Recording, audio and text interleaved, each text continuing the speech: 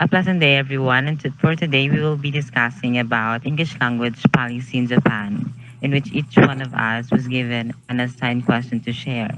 The first one to share is Marianne Zaison. So the first question is describe the English tests like NCUEE or and the EIKEN situation in Japan. So first is the EIKEN, which is Test in Practical English Proficiency, originally established under governmental supervision, develop actual working proficiency in English, and its first bid was unsuccessful because productive skills were not tested systematically at all levels.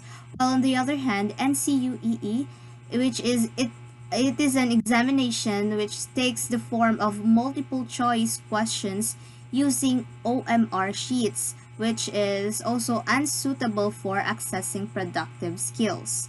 Next in line is Mr. Ian Pitaliar.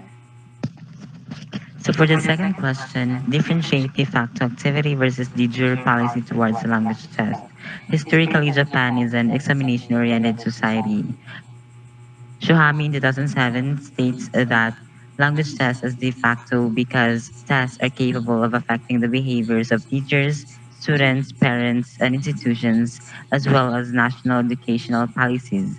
On the other hand, the jure policy statements promote communicative approaches to ELT are issued by de facto educational practices influenced by the university entrance examination. The next one is Rina Munil. So the third question is, what is the major purpose of teaching English in Japan?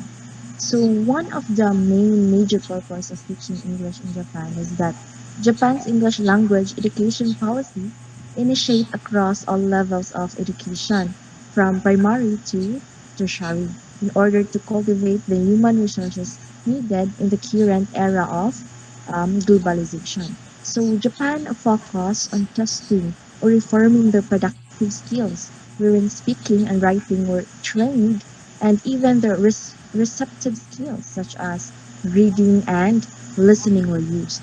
So also, according to Mr. Hagioda, he emphasizes that the necessity for testing all four skills that I have mentioned earlier is important in an increasingly globalized world. So the next sharer is Jaya Radio.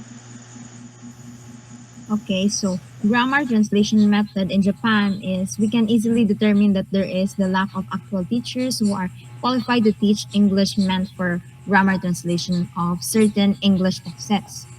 So Japanese learners simply cannot escape the influence of their first language. So English for communicative purposes is likely to be ignored because learners are lack of engagement on communicating to others through English language. And the things GTEs should work on is to build up oral communication skills of each Japanese students in a carefully graded progression organized around small exchanges of conversations. So let me call on Miss Tura Nicole to answer the next question. Number 5, describe the new course of study scheme in Japan. The new courses of study enrich the content of education and increase the number of classes, with an emphasis on the balance between acquiring basic and fundamental knowledge and skills and fostering the ability to think, make decisions, and express oneself. To enable the smooth implementation of the new courses of study, MEXT also works on initiatives to enhance administrative systems and educational facilities and to ensure the quality and quantity of textbooks. Lecturer is Miss Ganto. So for the number 6, explain the challenges of faced towards CEFR and Japanese new schemes. So CEFR, this is the Common European Framework of References. So this includes 5 skills, which is the listening, reading, speaking interaction, speaking presentation, and writing. Under the new scheme, universities can decide whether and how they would use commercial English tests in their admission process. But this test gives problem to the respondents because of unfairness in terms of financial and this is somehow only for those rich students who can afford.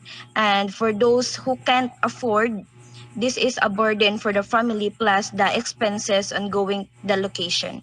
That's all. Thank you.